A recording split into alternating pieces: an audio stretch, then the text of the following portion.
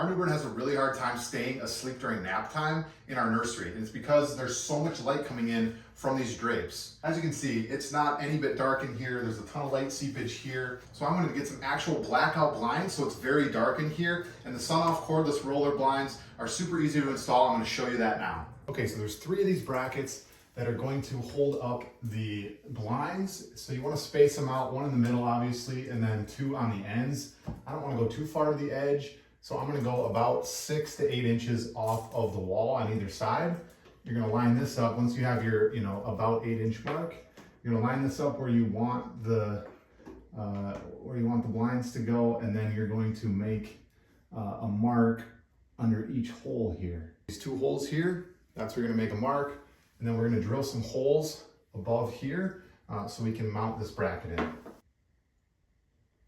Next, we're going to take our drill out the holes so we can fit this little anchor in here. That's going to provide some strength, so when you're pulling on this up and down all the time, this blind is going to stay in place.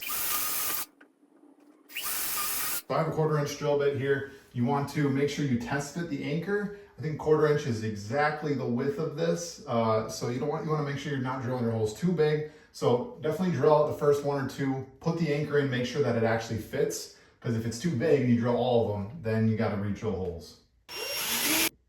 All right, now that we have our anchors up onto the windowsill, we can now put our brackets on. So I'm just going to use a screwdriver by hand and screw them in. Again, we're going to put 2 of our 2 holes in there, and we're going to mount them up. The thing about these brackets is they have slots. So if your holes aren't perfect, don't worry. You can move it around to get it adjustable and get it exactly how you want it. Now that we have our brackets installed, this might be easier as a 2-man job, but you can definitely do it by yourself. We're going to put in this front edge because this plastic piece that you can see is adjustable. So that'll slide forward. And what we want to do is hook that on the front lip here, hook that on this lip, and then we're going to swing it up and then move it back. And that should lock the back groove, that metal little tabs, that should lock that into place. And they should all go at the same time. So hardest part is going to be getting those tabs to go. All right, got them all 3 locked in. Last part is just to put the handle on. And this is optional, you don't need to put the plastic handle, but basically what you want to do is just pull this out and slide the handle in.